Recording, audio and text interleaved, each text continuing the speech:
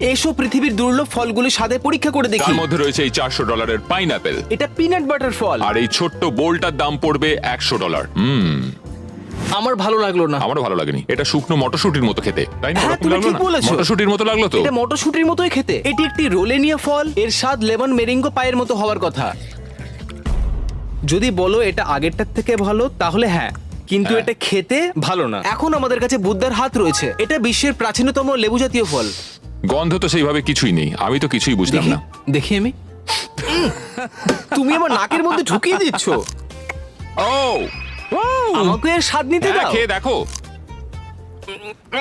আমি এখন বুদ্ধার হাত খাচ্ছি, ওর আঙুলগুলো আমার মুখের ভেতর রয়েছে। এটাকে দিতে পারি 10-এর মধ্যে 4। মেলান কোপ্তা। না, এটা জাপান থেকে আনা $150 ক্রাউন মেলন। ও মাই গড, এটি আমার জীবনের খাওয়া সব থেকে বেশি রসালো তরমুজ। আমি সত্যি বলছি।